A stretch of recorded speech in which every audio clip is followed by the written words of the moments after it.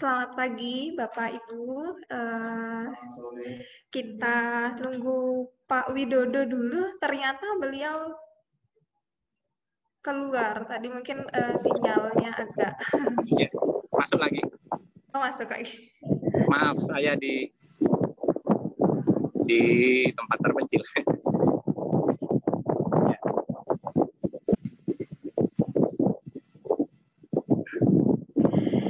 Bapak Ibu, kita mulai saja. Assalamualaikum warahmatullahi wabarakatuh. Selamat sore. Selamat datang kami ucapkan para narasumber dan para peserta dalam kegiatan workshop dengan tema Pemikiran-Pemikir Hukum Indonesia. Kegiatan ini merupakan salah satu dari rangkaian kegiatan Asosiasi Filsafat Hukum Indonesia yang bekerja sama dengan beberapa kampus dan institusi lainnya seperti Meta Juridika, Fakultas Hukum Unram, kemudian Universitas Airlangga, Epistema, Huma, dan lain-lain yang termasuk atau yang tergabung ke dalam keanggotaan Asosiasi Filsafat Hukum Indonesia. Baik, kegiatan ini tentu saja memiliki harapan Afi merasa bertanggung jawab untuk mengangkat pemikir-pemikir atau tokoh-tokoh yang telah menyumbangkan atau berkontribusi dalam perkembangan hukum di Indonesia. Tentu salah satunya melalui workshop pendalaman pemikiran-pemikir hukum Indonesia ini. Tentu saja, dalam hal ini Asosiasi Filsafat Hukum Indonesia memiliki harapan yang besar melalui langkah-langkah yang konsisten, kemudian berkesinambungan ke depannya, bahkan dapat menjadi tradisi intelektual yang guna mendorong kemunculan pemikiran-pemikiran baru yang menindaklanjuti rintisan para tokoh-tokoh hukum Indonesia sebelumnya. Baik, sebelum kita mulai, saya perlu kiranya saya menyerahkan kepada Ketua Asosiasi Filsafat Hukum Indonesia untuk memberikan penjelasan atau untuk menjelaskan gagasan awal diskusi ini. Kami persilahkan kepada Pak Widodo. Terima kasih, Mbak Titin. Ya, apa jelas suara saya, Mbak Titin? Jelas, Pak. Oh, ya. Jadi sebenarnya gagasan ini berawal dari ketika ngobrol bersama dengan teman-teman seperti Mas Sidarta, Mas Herlambang, Mas Asep, dan beberapa kawan lainnya. Kegelisahan teman-teman di Fakultas Hukum, tampaknya kita lebih fasih, lebih mengenal pemikiran Thomas Aquinas, Hans Kelsen, John Fuller, tetapi kita kurang mengenal pemikiran-pemikir hukum Indonesia. Sebenarnya tradisi mendiskusikan pemikiran-pemikir hukum Indonesia, AFI setiap konferensi menyisipkan ruang untuk mendiskusikan pemikiran-pemikir Indonesia. Misalnya sejak tahun 2011 ketika konferensi pertama, tetapi tradisi itu sempat berhenti sejak tahun 2016. Dan kita coba menghidupkan kembali. Disebut pemikiran-pemikir hukum Indonesia, tidak hanya pemikir hukum Indonesia yang ber-KTP Indonesia, tetapi bisa saja di lain waktu kita mendiskusikan pemikiran-pemikir hukum Indonesia yang tidak ber-KTP Indonesia. Jadi bisa saja, misalnya hari ini kita mengundang Pak Adrian misalnya. Pak Adrian ini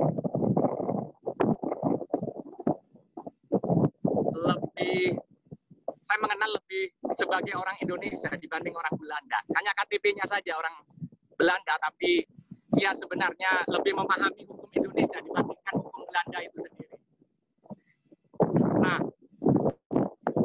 dalam pemikiran-pemikir hukum Indonesia sebenarnya sudah dibukukan, misalnya pemikiran, ya kalau Prof. Satipto Raharjo, banyak buku yang bertebaran, kemudian Pak Tandio, Pak Arif Sidarta, Muhammad Husnu, dan beberapa pemikir hukum lainnya.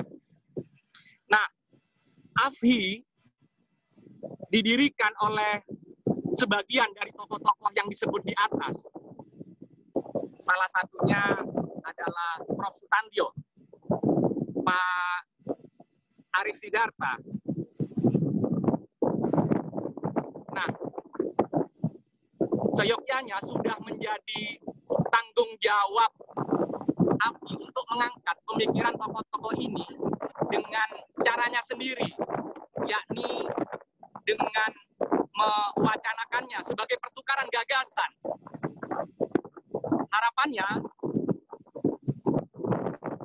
setiap bulan atau 2 bulan sekali, AFHI akan mengangkat pemikiran satu tokoh hukum Indonesia. Tentu yang dimaksud tokoh hukum Indonesia di sini bukan hanya pemikir hukum yang berKTP Indonesia. Bisa saja, misalnya pemikir hukum Indonesia, misalnya seperti pemikiran Dan Eslev, Van Vollenhoven, Utrecht, Jan Michiel Otto, atau yang lainnya.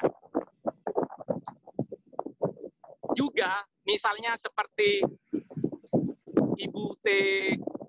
Hiromi, Joko Sutono, Supomo, atau pemikir hukum lainnya. Jadi, luaran dari diskusi ini, harapannya nanti akan dirangkum ulang, disarikan menjadi prosiding lengkap, bahkan nanti diharapkan menjadi seri pemikiran hukum Indonesia yang mendorong kemunculan pemikiran-pemikiran baru yang menindaklanjuti rintisan para tokoh hukum Indonesia. Begitu, selamat sore dari Sumba. Saya kembalikan kepada moderator. Mbak Titin. Terima kasih Pak Wid atas penjelasan dari gagasan awal diskusi kita. Diskusi kita ini cukup mendapatkan respon yang baik dari para pembelajar. Dari data yang kami himpun di sini, peserta yang mendaftar yang kami buka dari tanggal 16 itu sudah ada 439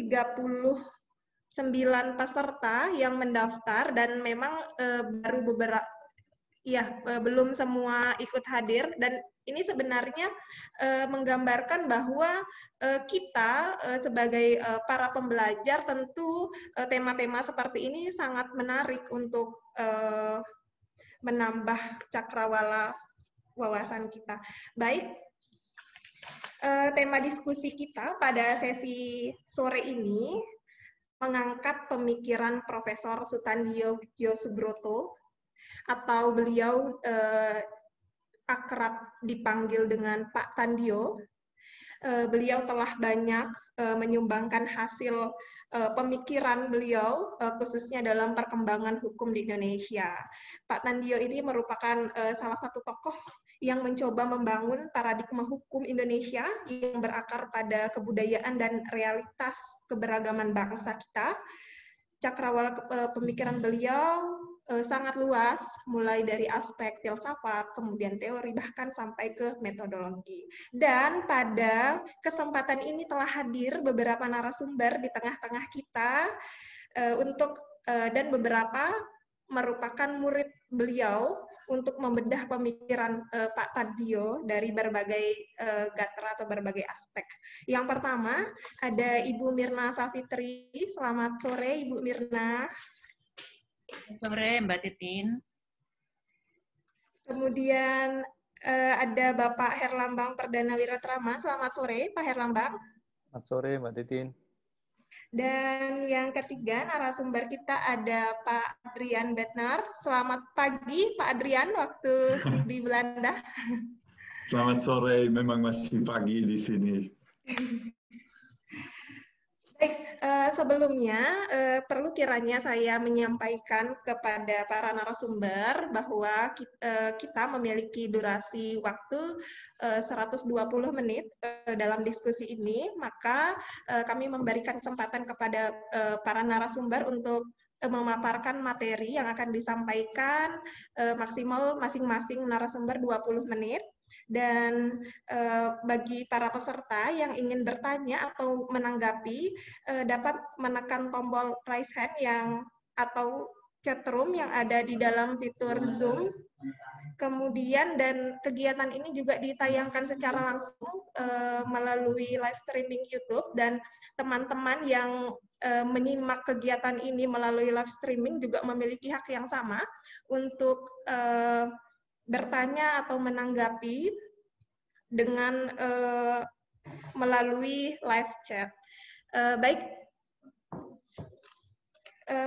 kita langsung saja kepada narasumber yang pertama, Ibu Mirna Safitri. Beliau adalah dosen di Fakultas Hukum Universitas Pancasila, Jakarta. Beliau selama lebih dari 20 tahun aktif dalam advokasi kebijakan pertanahan dan sumber daya alam, dan Ibu Mirna ini juga turut dalam mendirikan Asosiasi Filsafat Hukum Indonesia dan sekaligus menjadi pengurus di beberapa periode. Baik, langsung saja saya berikan kesempatan kepada Ibu Mirna. Oke. Baik, terima kasih sekali lagi Mbak Titin. Ibu Bapak sekalian, selamat sore, selamat pagi untuk Pak Adrian di Amsterdam, dan juga rekan-rekan sekalian, ada Bung Herlambang, dan tentu saja Bapak Ketua kita, Bapak Ketua AFI, Pak Widodo Dwi Putro, dan semua nama-nama yang saya lihat di dalam list partisipan sudah tidak asing lagi. Banyak teman lama kita bertemu di dalam forum ini. Jadi sangat membahagiakan dan membanggakan lagi. Saya mencoba untuk menggunakan kesempatan berharga ini untuk menyampaikan pandangan saya terhadap pemikiran Pak Sutandjo Wignusubroto. Tentu saja apa yang akan saya sampaikan itu mungkin beberapa bagiannya bersifat subjektif, karena itu tidak terlepas dari interaksi saya dengan beliau. Jadi saya mengenal Pak Tandjo, biasanya saya menyebut beliau, itu ketika saya masih kuliah S1 di Fakultas Hukum Universitas Brawijaya. Beliau mengisi beberapa kuliah kami. Selain itu saya juga mengikuti kolom-kolom yang beliau tulis di koran Jawa Pos. Unik sekali bagi saya sebagai mahasiswa hukum pada saat itu membaca tulisan-tulisan beliau yang kita juga sangat mengenal, itu tulisan yang sangat khas, yang sampai saat ini saya belum pernah menemukan ada gaya tulisan seperti itu di Indonesia. Jadi itu sepertinya masih belum tergantikan dari Pak Tandjo. Nah, tetapi kemudian saya banyak berinteraksi dengan Pak Tandjo justru bukan untuk hal-hal akademis, tapi lebih banyak pada kegiatan advokasi. Jadi ketika saya berada menjadi bagian dari Huma, kami sama-sama menjadi pendiri dari perkumpulan Huma dan juga sama-sama menjadi badan pengurus Huma. Saya masih ingat saya itu sekretarisnya Pak Tandjo di Huma itu selama 2 periode. Kemudian setelah itu mendirikan Epistema pun juga bersama-sama dengan beliau, termasuk juga mendirikan Asosiasi Filsafat Hukum tahun 2011, dan terakhir itu bersama beliau juga sekitar 2014 bersama-sama mendirikan Forum Indonesia untuk Keadilan Agraria. Kenapa banyak sekali aktivitas bersama? Karena saya melihat Pak Tandjo ini adalah seorang guru besar yang sangat mudah untuk diajak terlibat di dalam kegiatan-kegiatan advokasi. Jadi apa yang nanti akan saya sampaikan tentu tidak terlepas dari pengalaman pribadi saya dengan beliau. Saya ingin share screen ya.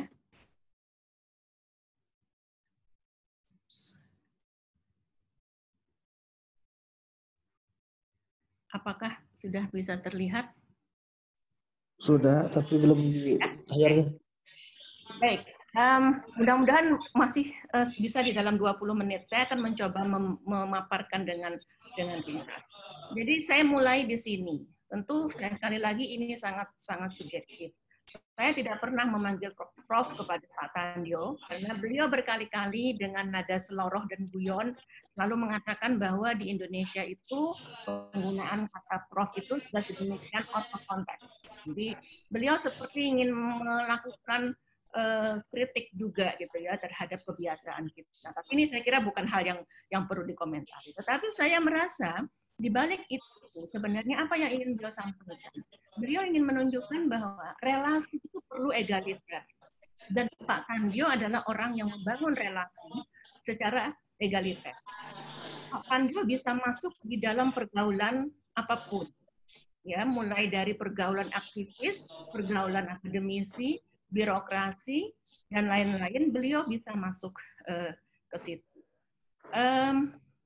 Ini adalah foto yang di atas itu ketika kami bersama-sama seusai menyelenggarakan pelatihan metode penelitian sosiolegal. Saya lupa ini kayaknya pelatihan pertama, Erlambang masih ingat pelatihan pertama atau Pak Sidarta masih ingat ya. Kemudian yang bawah itu menunjukkan bagaimana Pak Tandio itu gampang akrab dengan orang. Kadang-kadang baru kenal pun juga orang merasa tidak ada barrier untuk berkomunikasi dengan beliau ya. Dan yang kedua, kita tahu yang kenal dengan beliau bahwa beliau ini seorang penutur yang asik. Kita itu betah berlama-lama mendengarkan paparan dari Pak Tandio, tidak pernah bosan. Gambar berikut menunjukkan kepada kita semua ini ekspresi orang ketika mengikuti kuliah yang disampaikan oleh Pak Tandio. Ini kerjasama kami dengan STIH Jentera. Ya, saat itu Pak Tandio memaparkan tentang pergeseran paradigma hukum dan masyarakat. Jadi orang itu sangat senang mendengar apa yang disampaikan Pak Tandio. Dan terakhir pengetahuan beliau itu luas sekali. Banyak sekali hal-hal yang kadang-kadang kita baru tercengang gitu. Oh ternyata begitu ya. Jadi beliau bisa bercerita dengan nyaman didengar dengan informasi dan juga pengetahuan dan juga data yang sangat baik sekali. Itu kesan pribadi saya terhadap Pak Tandio. Dan bagi saya itu sangat membekas sampai dengan sekarang karena jarang sekali menemukan seorang guru besar dengan talenta dan juga sifat seperti itu. Nah, tentu saja pertemuan ini tidak akan membahas itu berpanjang lebar. Kita akan membahas tentang bagaimana sebenarnya melihat pemikiran beliau. Ada 3 hal yang ingin saya angkat sebagai diskusi kita pada hari ini. Yang pertama, kita itu kalau ingin menempatkan Pak Tandio, meskipun beliau tidak pernah eksplisit ingin menempatkan dirinya di mana, kita ingin menempatkan beliau itu di mana sih di dalam aliran filsafat hukum ini. Ya, jadi kadang-kadang ada orang menanyakan Pak Tandio ini sebenarnya apa sih gitu loh. Pak Tandio sendiri suka tertawa saja sebenarnya kalau ada yang bertanya seperti itu. Tapi kan rasa keingintahuan banyak orang ternyata ada di situ. Kemudian yang kedua, orang juga bertanya sebenarnya bagaimana pandangan Pak Tandio terhadap hukum negara. Tadi kan Mbak Titin juga sudah sampaikan beliau sangat pro kepada pluralisme hukum gitu ya. Hukum dan kebudayaan itu jadi hal yang sangat penting di dalam paparan-paparan beliau, tapi beliau sendiri menempatkan hukum negara itu seperti apa. Dan yang terakhir, bagaimana posisi terhadap riset hukum dan juga ilmu sosial. Saya mengikuti beberapa buku, membaca beberapa buku beliau, sempat menyunting juga satu buku beliau, dan mengikuti banyak sekali perbincangan baik formal ataupun informal dengan beliau. Kelihatannya 3 hal ini yang banyak muncul ya di dalam tulisan ataupun di dalam paparan-paparan dari Pak Tandio. Nah, saya mulai di sini. Ini buku yang kami terbitkan di Epistema dan saya menjadi penyuntingnya. Ini beberapa waktu setelah beliau meninggal. Ya, ini tahun 2015. Dan saya kira ini buku terakhir tentang seri tokoh hukum ya. Jadi PR-nya AFHI masih ada ya, Bung Widodo.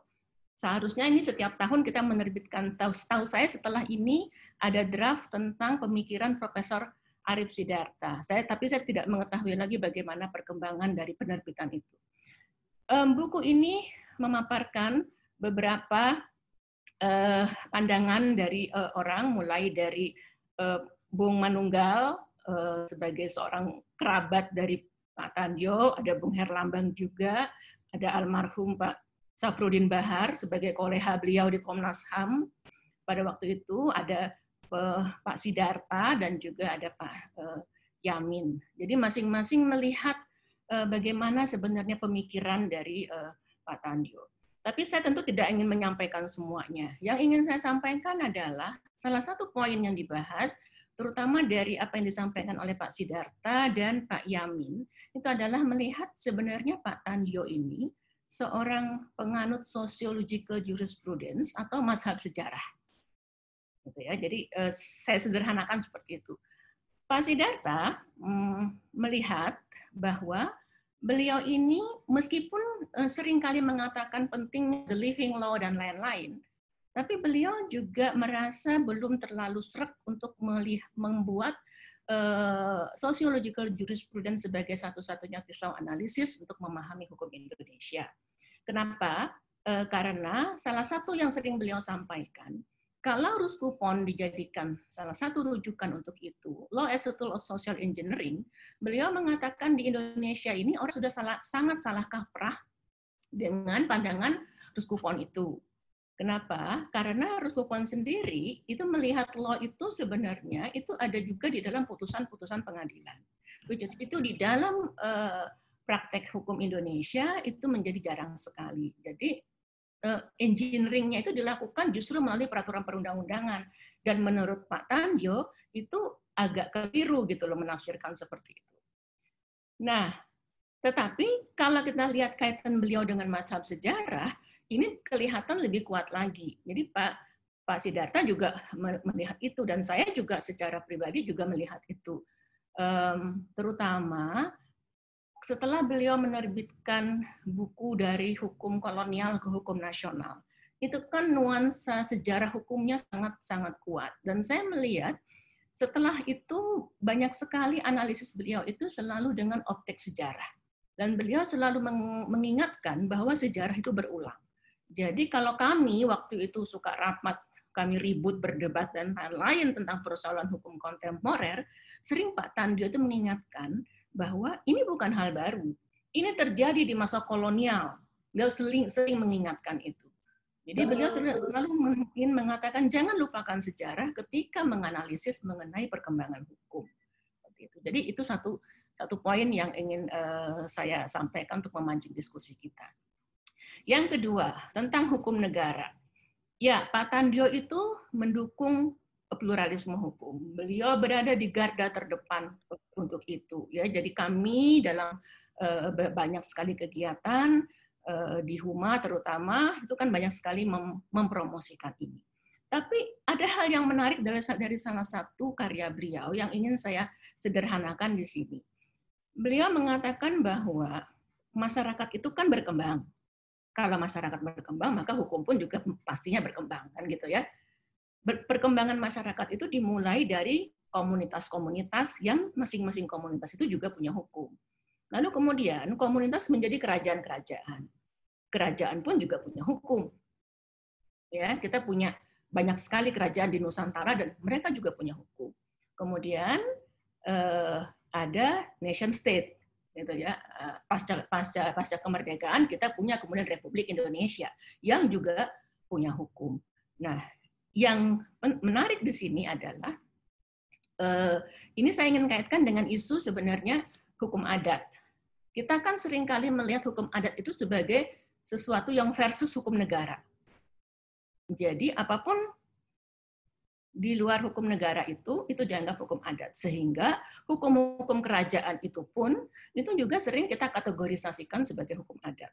Nah, pertanyaannya, apakah hukum adat itu atau sebenarnya hukum adat itu adalah hukumnya komunitas itu? Yang lebih kemudian di Huma itu digunakan istilah hukum rakyat. Ini ada satu segmen pemikiran Pak Tandio yang sempat muncul, tapi memang elaborasinya masih belum terlalu dalam saya lihat. Jadi tugas kita sebenarnya untuk mendiskusikan dan memperdebatkan ini. Ya, itu satu.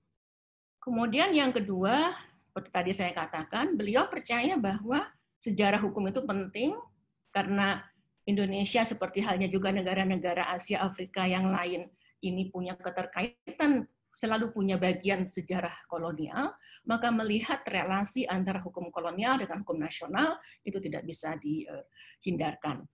Dan beliau melihat bahwa hukum-hukum nasional ini kan seringkali mencoba untuk menggantikan hukum-hukum kolonial. Kemudian juga beliau katakan bahwa ada upaya untuk terus melakukan formalisasi terhadap hukum-hukum kebiasaan itu. Dan tidak semuanya berhasil. Ya, kenapa tidak semuanya berhasil? Karena ada faktor-faktor kesejarahan, faktor-faktor keberagaman yang semua itu kalau kita istilahkan dengan komputer itu tidak kompatibel dengan hukum negara yang modern itu. Nah, beliau juga sadar bahwa banyak problem itu terjadi karena kita mencoba mencangkokkan hukum-hukum dari luar itu ke dalam hukum nasional dan menafikan fakta-fakta empirik bahwa masyarakat juga punya hukum. Jadi problem hukum ini dalam kacamata Pak Tandio itu kalau disederhanakan sebenarnya adalah problem legal gaps gitu loh, problem dari upaya untuk membentuk hukum dengan mengambil anasir-anasir dari luar dan mencoba memasukkannya, tetapi tidak semuanya berjalan secara kompatibel. Jadi itu kira-kira kalau saya boleh rangkum dalam pemahaman saya yang sangat terbatas tentang tesis-tesis yang sering disampaikan oleh Pak Tandio. Nah, ini bagian terakhir, kaitannya dengan riset. Pak Siddhartha sangat baik sekali di dalam buku yang tadi saya sebutkan, mencoba membangun skema ini untuk menunjukkan bagaimana Pak Tandio mengkategorisasikan hukum. Ini saya kira ini semua kita sudah sangat paham lah ya, bagaimana ada norma, ada nomos, pattern for, pattern of, behavior, dan lain-lain. Nah, tesisnya Pak Tandio itu sebenarnya sederhana. Dia katakan, kita harus clear dulu konsep hukum itu seperti apa. Itulah yang akan menunjukkan metodenya nanti seperti apa. Jenis risetnya itu nanti seperti apa. Ini saya kutipkan statement beliau. Jadi konsep itu adalah fungsi dari metode. Jadi manakala hukum sebagai objek penelitian dikonsepkan secara dikotomik berbeda antara yang norma dengan realitas sosial, maka konsekuensinya kita akan punya dua metode untuk melakukan penelitian. Jadi kita harus memastikan dulu kita ingin mengambil konsep hukum yang mana. Konsep hukum sebagai norma per se, atau konsep hukum sebagai realitas sosial yang empirik dan lain-lain. Kemudian Pak Tandio juga menyebutkan ini, di dalam konsep hukum sebagai realitas sosial itu, beliau mengatakan ya kita harus meminjam dari apa yang ada di dalam ilmu sosial. Yang disederhanakan oleh beliau itu ada dua. Ada yang bersifat makro, yang struktural fungsional itu, dan ada yang bersifat mikro atau interaksionisme simbolik. Tetapi saya banyak melihat Pak Tandio tuh lebih banyak berbicara yang struktural fungsional. Mungkin bacaan saya masih belum banyak dan menyeluruh ya. Yang lain mungkin bisa melengkapi. Tapi saya hampir tidak menemukan analisis Pak Tandio yang menggunakan interaksionisme simbolik. Jadi itu yang ingin saya sampaikan juga. Nah, kalau begitu sebenarnya Pak Tandio ini maunya apa sih? Gitu ya. Pertama, Pak Tandio ini ingin mengatakan bahwa beliau itu bukan ancaman bagi ilmu hukum di Indonesia. Kita tahulah, teman-teman yang tahu Bung Manunggal mungkin juga bisa bercerita bagaimana kehidupan beliau ya, bagaimana sejarah kehidupan beliau. Beliau ingin mengatakan bahwa beliau bukan ancaman bagi ilmu hukum Indonesia. Beliau tidak meminta orang untuk meninggalkan ilmu hukum. Tetapi beliau ingin menyampaikan bahwa kita perlu memperkaya cara kita untuk mempelajari hukum. Ya, dalam bahasa Pak Tandio yang sering kali beliau katakan, ilmu hukum dan ilmu sosial itu harus saling menyapa. Oke, ya, kita yang sering bergaul sama Pak Tandio pasti sering ingat kata-kata ini. Ya, harus saling menyapa ilmu hukum dan ilmu sosial itu. Itu kira-kira yang ingin disampaikan oleh beliau. Dan ini adalah bisa dilihat di salah satu tulisan beliau, bagaimana sebenarnya pendekatan saling menyapa itu difahami oleh beliau. Intinya adalah tidak ada yang mutlak. Legal professional memerlukan banyak sekali informasi, data, dan analisis yang berbasis kepada fakta-fakta empiris. Mereka yang berkecimpung di dalam tanda petik dunia empirik juga memerlukan upaya-upaya untuk menjadikan temuan-temuan dan analisisnya itu bisa membawa perubahan melalui bentuk kebijakan. Jadi karena itu keduanya saling memerlukan. Nah, menjadi masalah ketika keduanya tidak mau berkomunikasi. Saya masih ingat di salah satu penelitian metode penelitian sosiolegal kalau tidak salah di Fakultas Hukum Undip. Jadi waktu itu Bung Doni Danardono dengan bagus menggambarkan sosiolegal itu apa sih? Sosiolegal itu menurut Bung Doni adalah halal bihalal. Kalau di Muslim kan apa ya, setelah kita berpuasa, sebelumnya kan kita pasti dalam interaksi kita banyak dosa lah dan lain-lain, kita banyak kesalahan, kita berpuasa, kita merefleksikan diri, kemudian kita bertemu dan kita saling menerima kesalahan, dan saling memaafkan, saling berkomunikasi dan lain-lain, dan semuanya menjadi kosong-kosong. Kan gitu kan? Halal bihalal kan seperti itu ya. Dan Bung Doni katakan, sosiolegal itu halal bihalal antara ilmu hukum dan ilmu sosial. Dan itu sama dengan yang disampaikan oleh Pak Tandio dengan pendekatan saling menyapa. Nah, ini bagian terakhir. Ini bagian yang saya melihat belum atau mungkin tidak mau atau apa saya tidak tahu dari pemikiran Pak Tandio. Oke, kita harus saling menyapa. Tapi bagaimana mewujudkan saling menyapa? Atau pertanyaan yang lebih jauh lagi, apa cukup hanya dengan saling menyapa? Apakah saling menyapa itu bisa memberikan daya ungkit untuk perubahan? Dalam hal ini, saya melihat Pak Tandio seperti membatasi diri. Beliau ingin menempatkan diri beliau itu sebagai seseorang yang hanya memberikan deskripsi. Pak Tandio itu kan selalu berhati-hati untuk memberikan preskripsi. Tidak gampang keluar dari kata-kata beliau itu yang sifatnya preskripsi. Kalau kita lihat apakah ada tulisan-tulisan beliau yang memberikan rekomendasi, saya sih rasanya jarang ya menemukan. Tulisan-tulisan beliau itu adalah sebuah deskripsi tebal, thick description, tentang fenomena, tentang problem. Nah, saya tidak mengerti apakah beliau memang mengambil posisi itu, atau beliau memang tidak banyak punya kesempatan untuk melompat ke bidang yang lain. Ya. Nah, beliau sadari bahwa interdisiplin itu adalah hal yang penting. Jadi saling menyapa tadi kalau dibahasakan yang lain itu adalah sebuah pendekatan interdisiplin. Tetapi saya sebagai orang yang banyak berkecimpung dengan dunia advokasi dan sekarang saya ada di lembaga pemerintah, saya memerlukan amunisi untuk membuat perubahan. Saya memerlukan preskripsi. Atau ketika di advokasi saya harus memberikan preskripsi kepada pemerintah. Dan sekarang saya harus menjalankan preskripsi. Karena itu maka di dalam sosiolegal itu kemudian interdisiplin menjadi kurang dan dia harus naik selangkah lagi menjadi transdisiplin. Di mana komunikasi atau saling menyapa tadi bukan sekedar antar disiplinnya, tetapi juga antar aktornya. Ya, antar aktor, akademisi, peneliti, praktisi, profesional, dan lain-lain. Supaya daya ungkit perubahannya itu bisa lebih luas lagi. Tentu saja ini mensyaratkan apa yang Pak Tandio katakan, deskripsi yang baik. Ya, nah, beliau katakan ini paragraf yang ketiga ini.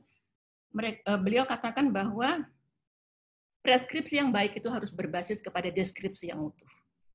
Tidak bisa kita memberikan resep kalau pengetahuan kita setengah-setengah.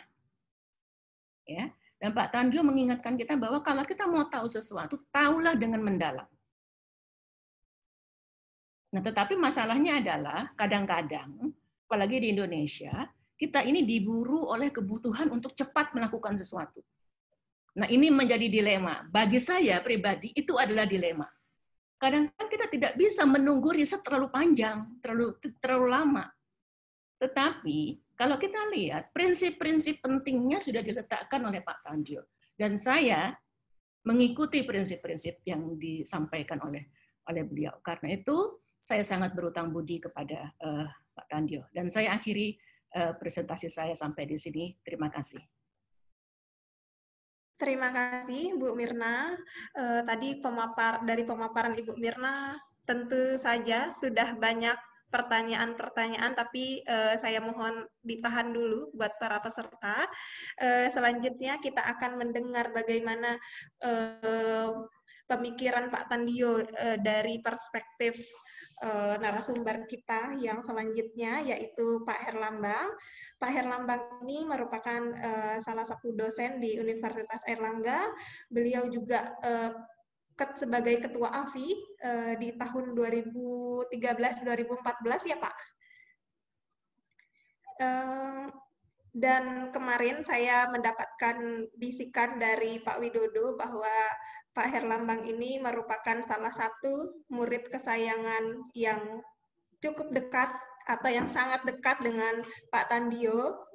Tentu saja Pak Herlambang mengenal Pak Tandio baik secara pribadi maupun secara intelektual. Baik, langsung saja kami persilahkan Pak Herlambang. Baik, makasih Mbak Titin. Selamat sore semuanya. Bisikannya Pak Widodo mungkin ya Pak Widodo yang tahu. Jadi sebenarnya perjumpaan kian dekat dengan almarhum itu ketika tiba-tiba beliau mengajak untuk mengampu mata kuliah hukum dan masyarakat. Jadi di mata kuliah hukum dan masyarakat di Sekolah Pasca Sarjana itu tahun 2010. Sebenarnya itu adalah awal-awal saya baru pulang dari Belanda di tahun pertama. Jadi Pak Adrian ini baru tahu. Jadi itu sebabnya harusnya kerja pulang ke Indonesia untuk penelitian, tetapi di sisi lain Pak Tandio mengajak saya untuk mengampu mata kuliah itu di Sekolah Pasca, dan tentu selama 3 tahun terakhir sampai beliau meninggal itu banyak hal yang yang saya ikut belajar dari beliau, karena dalam diskusi kali ini pun saya mencoba memilih dan memilah apa yang hendak disampaikan, karena banyak sekali yang beliau pikirkan atau tuliskan, mulai dari soal profesi, pendidikan hukum, hukum adat atau konteks hukum lokal, law in society, hingga kajian-kajian yang sifatnya teknologi dan seterusnya. Nah, saya memilih satu kajian yang mungkin tidak terlalu banyak dikenali di dalam kajian beliau di kalangan hukum tata negara, yakni pemikiran Pak Tandio dalam soal ketatanegaraan. Jadi dan hak asasi manusia. Saya memilih membatasi ke sini karena pikiran beliau sebenarnya menarik dan menginspirasi, karena saya sendiri sebenarnya bekerja di Departemen Hukum Tata Negara yang sebenarnya agak kalau boleh dikata agak jauh dengan kajian-kajian yang misalnya mendekati soal hukum lokal gitu ya. Tapi pada akhirnya ketika berinteraksi dengan beliau, itu yang kemudian membawa banyak sintesis di dalam perkembangan kajian-kajian yang saya kerjakan, dan itu dari inspirasi dari beliau. Nah, tulisan itu bisa disimak di salah satu chapter yang diedit oleh Ibu Mirna tadi, dengan judul Dehumanisasi Negara Hukum dan Konstitusionalisme di Indonesia, melacak jejak pikiran Pak Sutantio dari sudut pandang ketatanegaraan. Nah, memang ada beberapa buku yang bisa kita lihat ya, pikiran-pikiran terkait dengan isu-isu ketatanegaraan, dan paling tidak 5 buku ini yang menjadi pijakan ketika memperbincangkan pikiran tentang hukum tata negara. Secara umum, Pak Tandio itu tidak pernah menyebut aliran pemikiran kritis. Dia nggak pernah bilang aliran pikiran seperti geliat anak muda, critical legal studies, itu nggak pernah bilang dia. Tetapi beliau selalu mencoba mendayagunakan perspektifnya sebagai sosok akademisi atau ilmuwan yang menjelaskan posisi kelas rakyat atau kaum kawulo. Kaum kawula ini yang banyak dituliskan oleh beliau dengan bahasa yang kalau boleh saya bilang itu mendayu-dayu gitu ya, tapi sangat mengalir.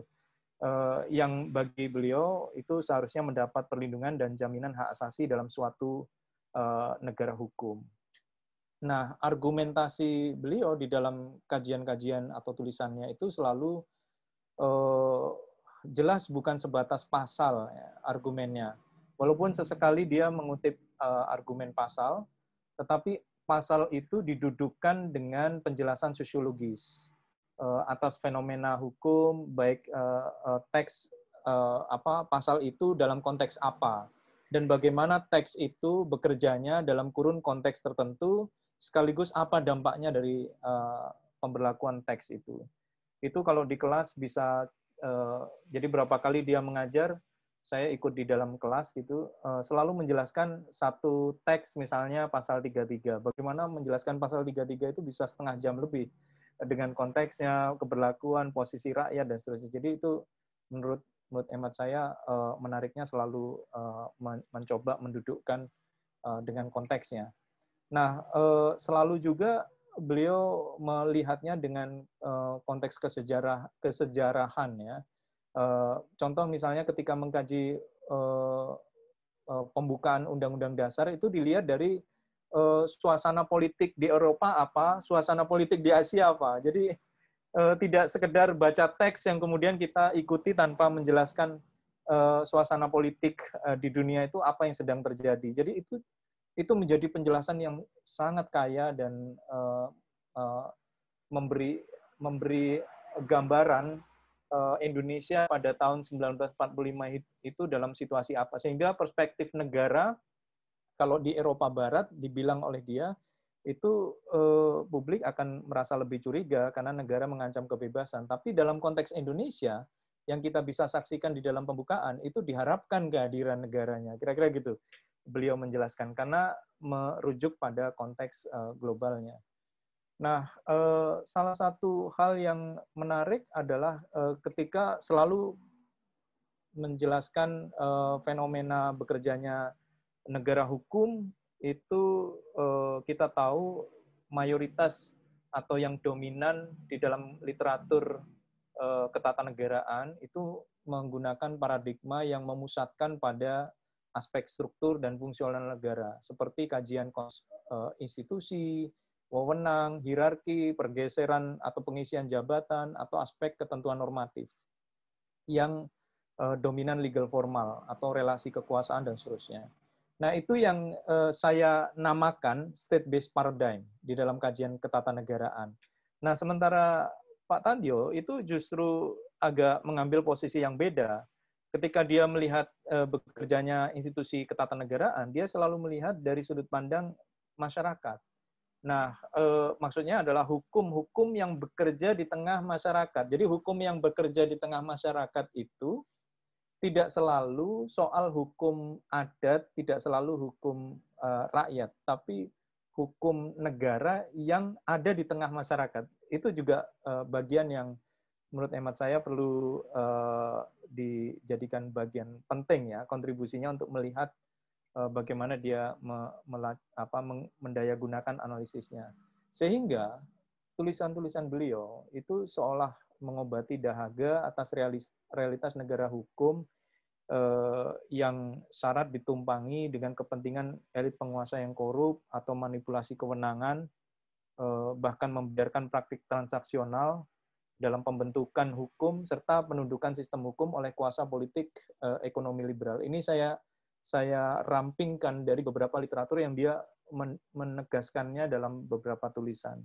Bahkan menurut beliau penegak hukum dan penegakan hukum itu kerap bekerja secara diskriminatif, tegas-tegas berani hanya melawan rakyat miskin, tapi lumpuh atau penuh keraguan-raguan dan maju mundur menghadapi kaum kaya. Ini saya kutip dari pikiran beliau.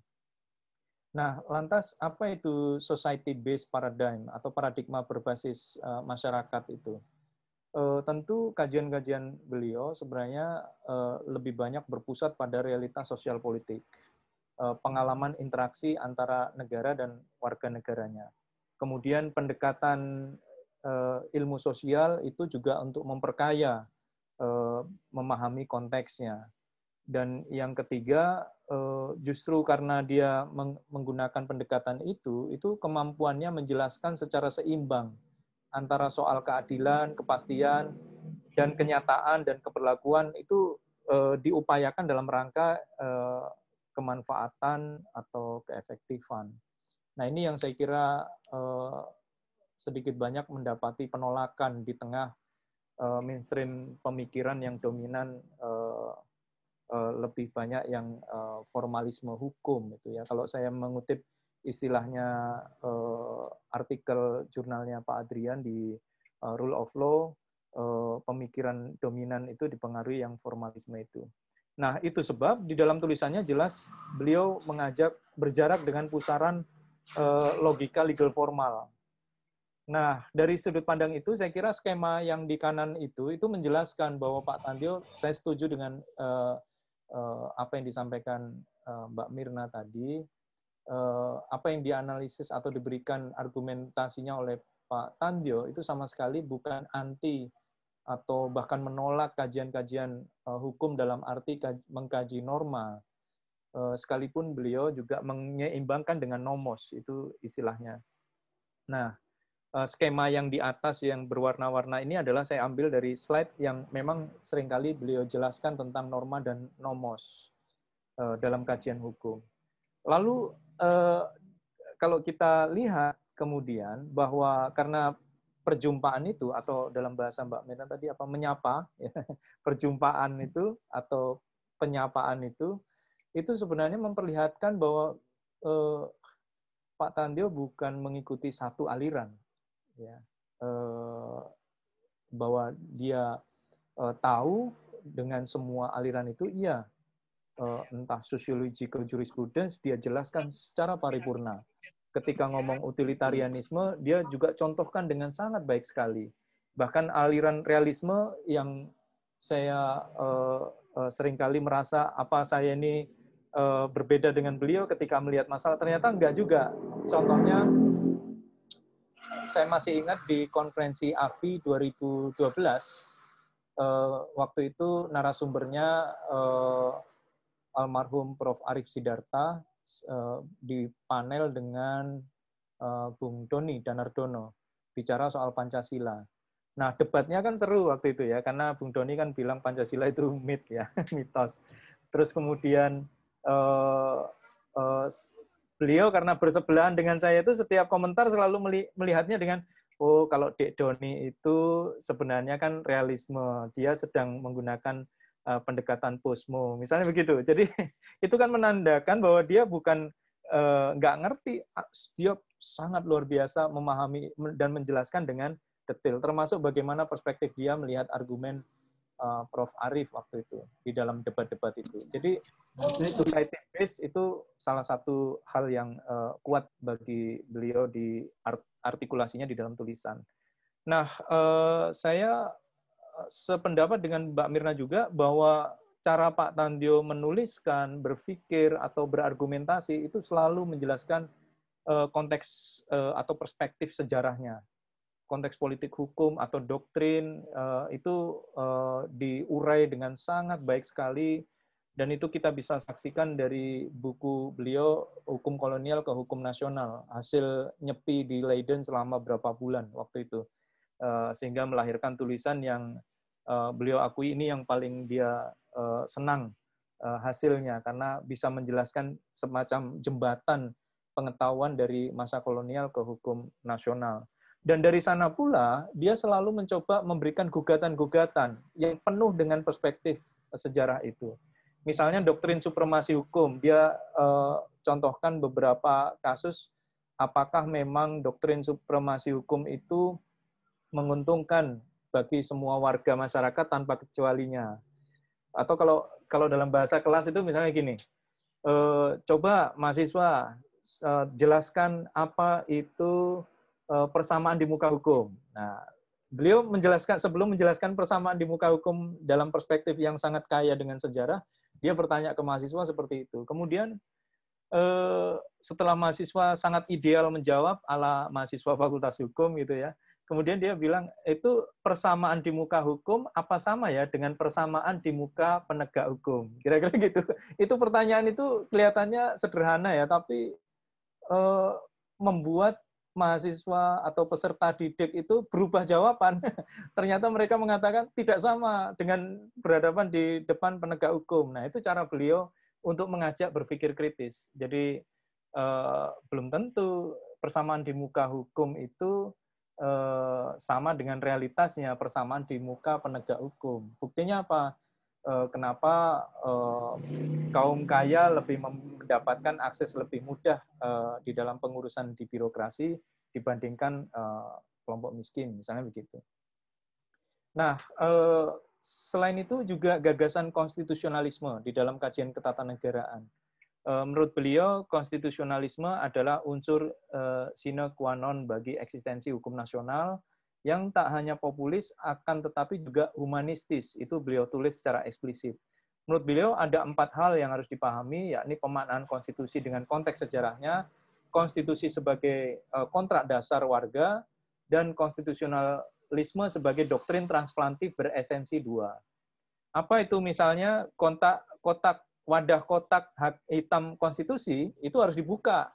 Apa itu konstitusi? Konstitusi bagi dia itu cuma raga atau wadah saja, bukan jiwa atau semangat. Ya. Manifestasi yuridis saja, bukan makna kulturalnya. Jadi konstitusi itu dia ingin menempatkan bahwa itu hanya produk yang instrumen saja. Kalau kita cara memahaminya formalistik, maka itu tidak mendapati jangkauan rasa keadilan ke publik bahwa konstitusi itu benar-benar hadir untuk warga negaranya. Nah, itu sebabnya dia bilang juga konstitusionalisme itu transplantif beresensi 2.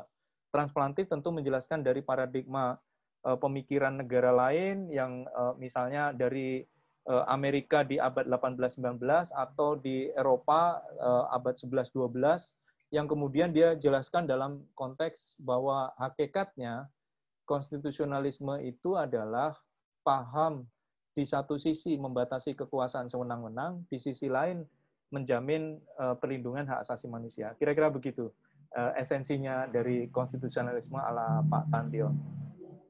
Nah, saya mau menutup di sini. Jadi dalam kajian-kajian tata negara dan hak asasi manusia itu praktis yang membuat saya kagum dengan pikirannya adalah konsistensi mengkritisi berbagai bentuk ketidakadilan atau potensi hukum dan bekerjanya hukum yang tidak adil bagi warga.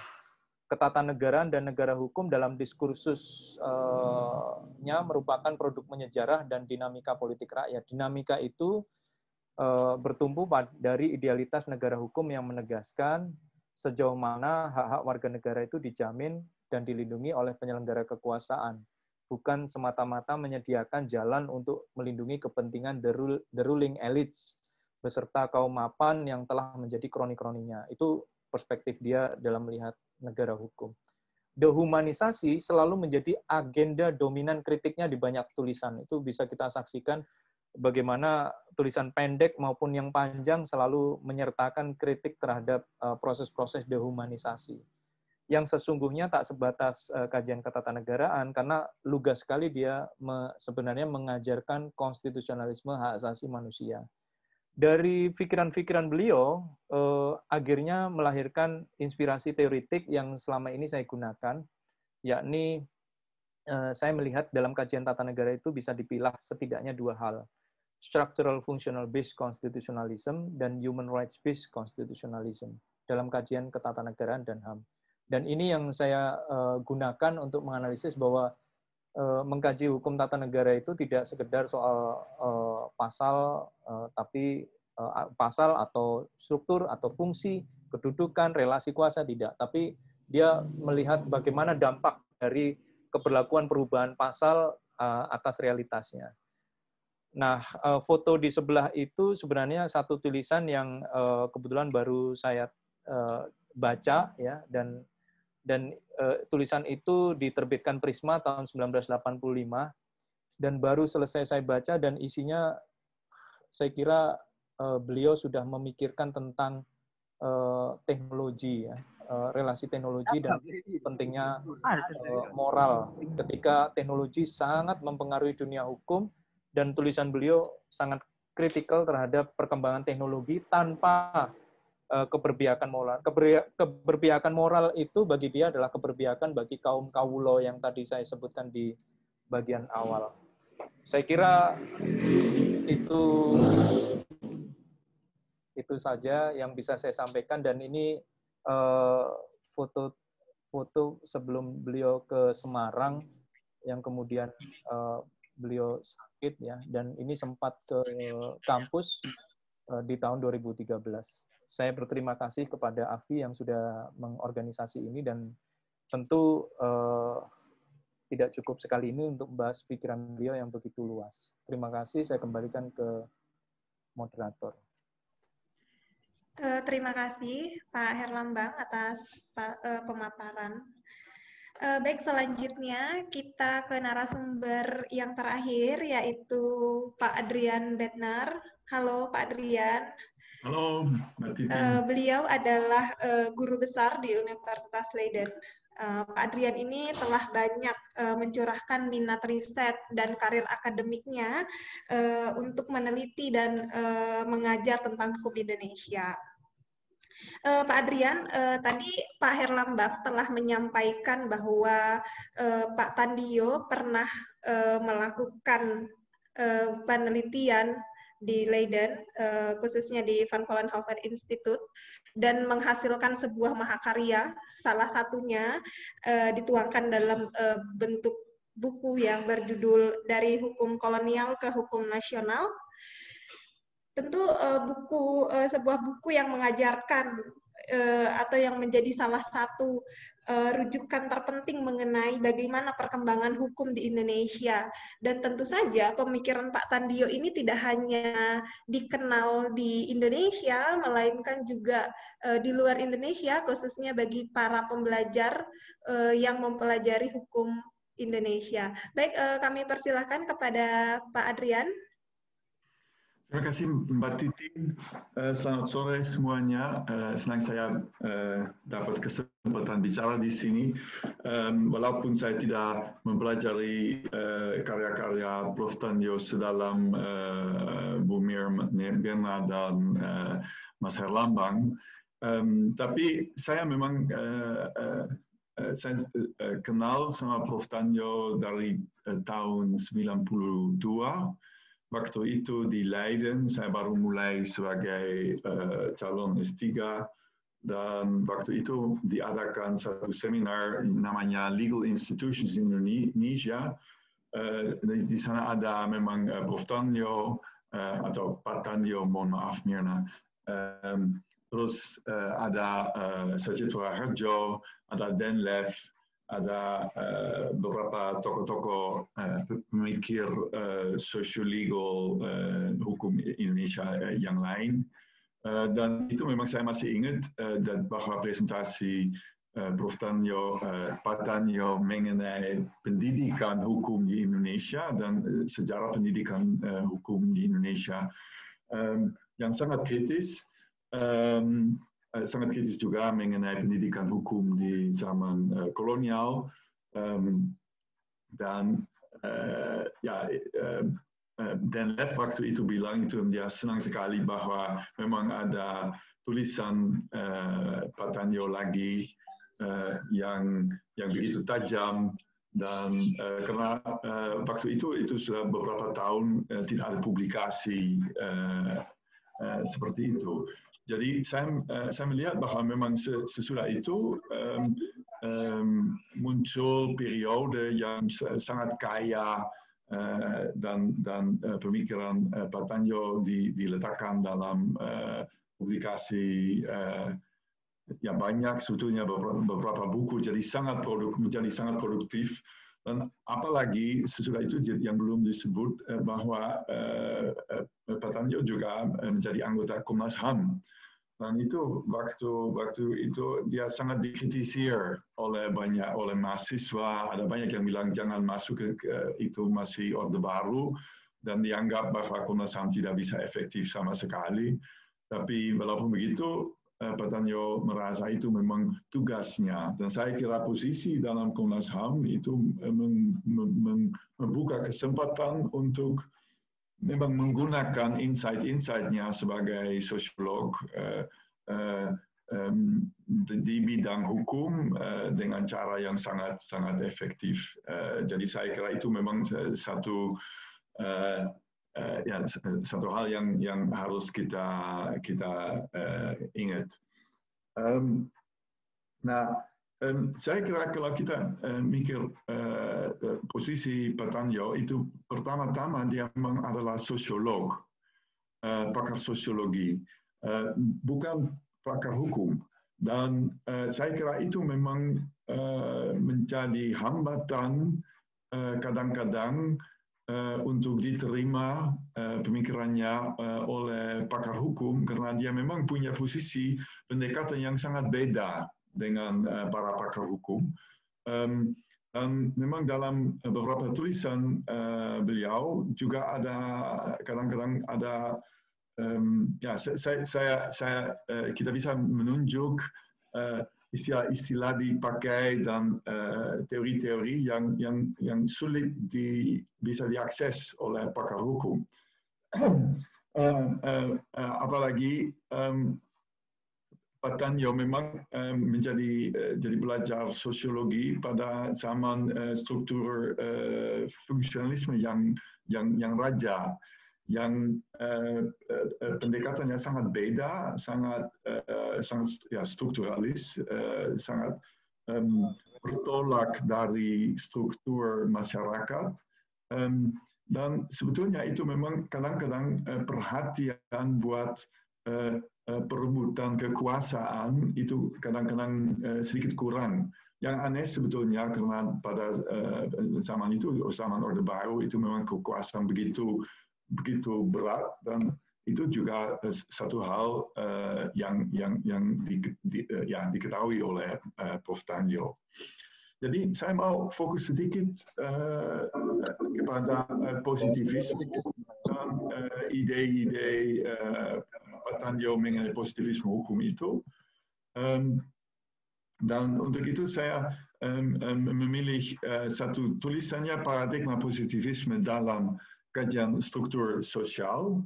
Itu satu tulisan yang bisa ditemukan di dalam buku yang dipublikasi oleh API beberapa tahun yang lalu.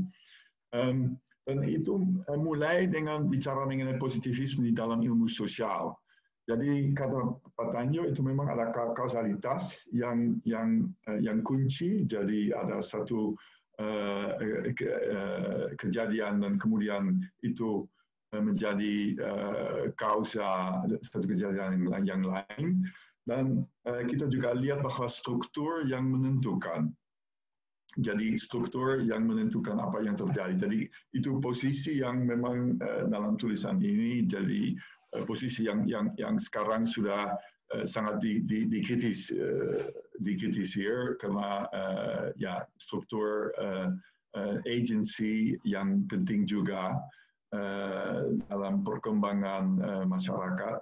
Dan kami lihat bahwa dalam positivisme, dalam ilmu sosial seperti dijelaskan oleh Pak Tanjo, bahwa positivisme itu memang punya kelemahan.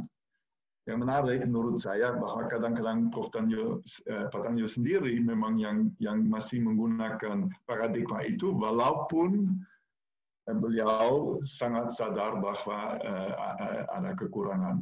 Nah, apa yang dilakukan sesudah itu di dalam tulisannya, beliau akan membandingkan positivisme di dalam ilmu sosial dengan positivisme di ilmu hukum.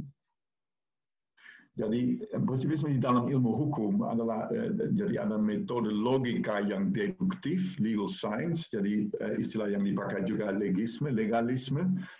Jadi ada satu aturan dan kemudian fakta-fakta dilihat, dan dari norma-norma dengan logika yang deduktif itu memang jadi kesimpulan hukum atau solusi hukum secara otomatis dihasilkan. Di dalam positivisme hukum itu yang penting sekali adalah kepentingan kepastian. Jadi kepastian hukum yang khusus lebih penting daripada keadilan maupun manfaat sosial. Jadi kepastian hukum itu paling penting. Dan juga yang dibicarakan adalah peranan pakar hukum. Karena pakar hukum mempunyai posisi yang khusus dalam membangun sistem hukum dan membangun sistem itu yang logis. Dan karena mereka yang memang menggunakan metode logika yang deduktif itu. Yang kemudian adalah keterpisahan hukum dan moral. Maksudnya bahwa hukum adalah apa yang diundangkan oleh si pembuat, oleh penguasa, atau bisa juga yang diselesaikan oleh hakim. Tapi khususnya hukum dibuat oleh badan pemerintahan. Nah, saya kira kalau kita lihat